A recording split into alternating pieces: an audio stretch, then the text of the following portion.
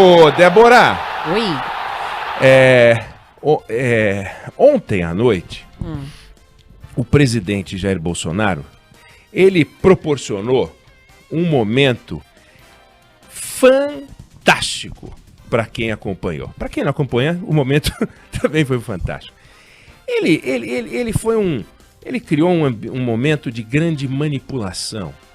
Foi um momento de grande embuste, um ilusionismo, para ser generoso, uma manobra, um truque, que foi a concretização da promessa feita por ele desde muito tempo atrás, de que ele iria provar a existência de fraude nas eleições brasileiras. E ele prometeu e prometeu e prometeu, e ontem ele entregou. E foi uma coisa entre o hilariante e o ridículo, alguns chamaram de patético, mas no fundo, vamos ficar com a palavra manipulação, embuste, ilusionismo, manobra, truque, e eu já explico por que eu estou falando isso. Antes de mais nada, é preciso que a gente lembre que a teoria por trás que sustenta essa lógica do presidente é de que as urnas eletrônicas no Brasil são fraudáveis, mais do que fraudáveis, foram fraudadas, e ele, com esse truque, com essa manipulação, ele sempre fazia um hedge. Não estou dizendo que houve, mas se não foi assim, é o mesmo que ganhar na loteria 325 vezes. Do contrário, como é que pode isso, como é que pode aquilo, tal. E ao longo da fala dele, ele cometeu, não é alguns erros, não, mas algumas escolhas que mostram a fragilidade dos argumentos. E a grande fragilidade, ele sustentou, construiu todo o seu raciocínio vazio em torno de videozinhos da internet. Sabe videozinhos da internet? Que já foram desmentidos, que já foram comprovados como falsos, que já foram demonstrados que eram insustentáveis, inconsistentes, mas eles reapareceram na fala presidencial. Ou seja, ele usou a estrutura do Estado brasileiro, o poder do Estado brasileiro, a estrutura física do lugar onde ele mora, né? Os vídeos feitos com estrutura de apoio do Estado, para fazer um videozinho, fazer uma live, com um conteúdo risível. E algumas opções dele, que não é que agridem a lógica, são completamente ilógicas.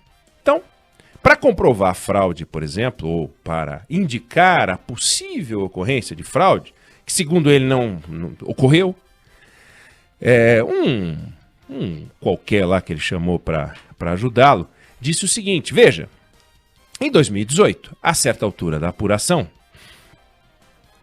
o presidente Bolsonaro estava com X% das intenções de voto e o candidato do PT, Y.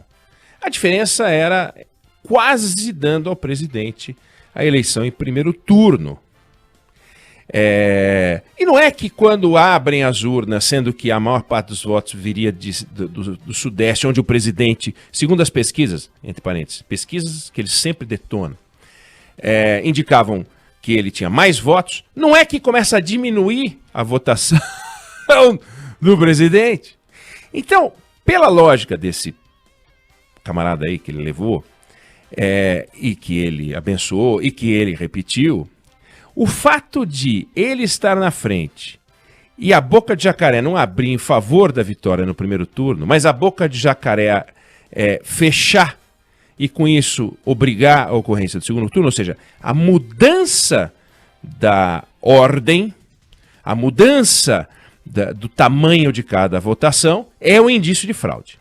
Perfeito. Vamos ficar com isso. Reserva, como se a gente estivesse fazendo uma receita. Bom, em outro momento, se referindo à eleição de 2020, este cidadão aí pega e mostra, o assistente de palco do presidente ali, pega e mostra a ordem de votação, de apuração, da eleição da Prefeitura de São Paulo. em que aparecia o Bruno Covas em primeiro lugar, em segundo lugar aparecia o Boulos, em terceiro, enfim, e os outros candidatos todos. E aí ele diz, misteriosamente, o sistema sai do ar. Misteriosamente, não tem nada de mistério daqui. E aí quando ele volta, não é que tem a mesma ordem, com a mesma proporção, ou seja, se em 2018 a mudança era algo que o incomodava, em 2020 a não mudança era algo que o incomodava. Então a fraude aconteceu em 2018 porque mudou, e a fraude aconteceu em 2020 porque não mudou. É maravilhoso como raciocínio. Porque você diz o que você quer para concluir qualquer coisa. Absurdo. Uma coisa fantástica, a certa altura aparece um camarada lá, num vídeo, dizendo que estava simulando os votos numa urna do TSE. Que ele falou, isso aqui é uma urna que eu estou simulando a urna do TSE. Quem falou? Como é que pode provar que ele está simulando a urna do TSE? É um cara com uma tela que parece a urna do TSE, mas eu não estou aqui na frente de uma casa de campo com um fogo que não mexe, com a água que não mexe, não passa um pássaro, a nuvem não muda. Eu também estou simulando que eu estou na frente de uma casa de campo e todos os fundos que eu uso são simulações. Bom, então ele simulando a urna do TSE, ele começa a simular fraudes. Diz, são as fraudes que podem acontecer na tua simulação, na sua hipótese. E o presidente diz, olha, isso aí aconteceu direto. O pessoal tentava votar 17, só dava 13. Não acontecia nunca com 13. Bom, agora olha que interessante. Na eleição de 2018, a gente teve 27 governadores eleitos. Esses 27 governadores eleitos, eles pertencem a 13 partidos, entre os quais 3 governadores eleitos pelo partido do presidente, né, que era o partido do presidente. Tem, inclusive, governador eleito pelo partido do Centrão, do partido mãe do Centrão, do PP. Tem também do PSDB, tem também do PT, tem também do MDB, todos os partidos, enfim, 13 partidos representados. Quer dizer, esses 13 governadores foram ao TSE e procuraram a quadrilha, 13 partidos, não é um. Então essa quadrilha, ela é maravilhosa, porque ela beneficia todo mundo, inclusive o Jair Bolsonaro. Então é um negócio sem pé nem cabeça, não tem o menor cabimento, é uma enganação, é um embuste, é um negócio, é uma piada, é uma piada. Se não fosse o presidente da República, seria só uma piada, mais um desses comediantes. Mas ele é o presidente da República. É o presidente da República. Ele atacou o sistema eleitoral, atacou o presidente do TSE, falou mal do Supremo Tribunal Federal, falou mal de senadores. É um negócio assim, foi um show de horrores. Mas por que ele faz isso? Posto que é muito provável que o voto impresso já esteja morto e enterrado.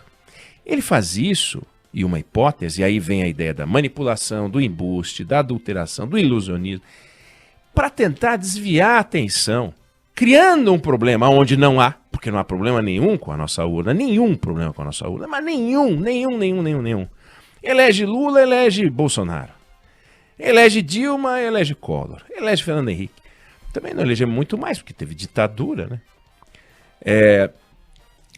E com isso a gente não olha para rachadinha, com isso a gente não olha para a reforma tributária que não anda, com isso a gente não olha ou olha menos para a CPI, com isso a gente não olha para a falta de vacinas, para o atraso da vacinação, com isso a gente não relembra o escândalo da morte de brasileiros em Manaus por culpa do ministro Eduardo Pazuello, né? Ou seja, todos os problemas que tem o presidente Bolsonaro como personagem central, ele dá um tempinho neles e começa a chamar atenção para o que ele entende que é um mega problema e que não é mega problema nenhum. Que é o negócio da urna. Essa é a alternativa mais fantástica, a ideia dele, a escola dele, de pegar e criar uma fantasia e botar o Brasil inteiro para discutir um tema que simplesmente não existe e não vai existir.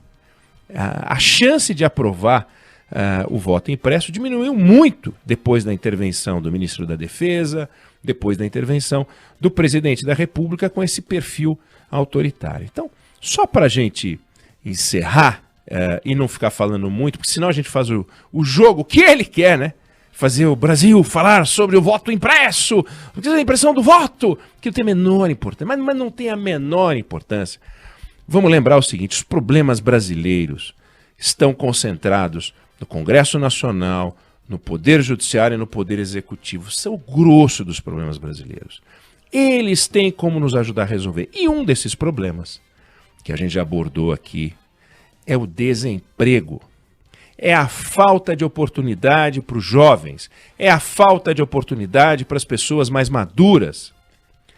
E a gente trouxe essa discussão dias atrás, conversou com o professor José Pastore sobre isso, e a gente vai conversar hoje com o Luiz Carlos Moraes, que é presidente da Associação Nacional dos Fabricantes de Veículos Automotores, a Anfávia, um setor poderoso. Quando eu digo poderoso, é um setor que é parte da história brasileira. Aliás, é parte da história do capitalismo, né? O surgimento da linha de montagem tem a ver com a indústria automobilística.